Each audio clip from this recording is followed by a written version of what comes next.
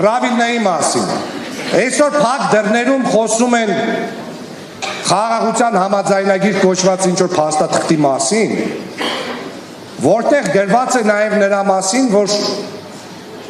երրորդ պետության ուժ ներկայացնող մեր պետությունում չպետք է լինի, մեր երկրում չպետք է լինի։ Իհարկե դա է նկատի ունեն ռուսական ռազմաբազան։ Բայց նման որոշում կայացնելուց առաջ նախ դու պետք է ասես դրա փոխարեն ինչ ես առաջարկում։ Որովհետև ռուսական ռազմաբազան Գյումրիում երկու խնդիր է լուծում։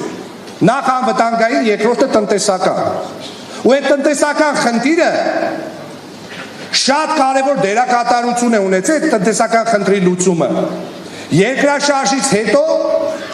երբ մեր քաղաքը գտնվում էր շատ վատ վիճակում, այդ ժամանակ այդ տնտեսական առավելությունները մեր համաքաղաքացիները շատ լավ զգացել են։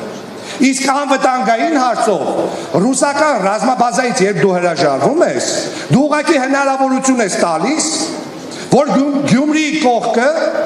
նոր ջարդի ձորեր հայտնվեն։ Մենք դա թույլ չենք տալու։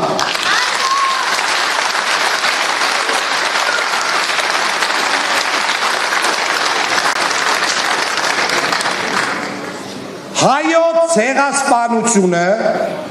կասկածի տակ դնող իշխանությունը Գյումրիում չի հաղթելու։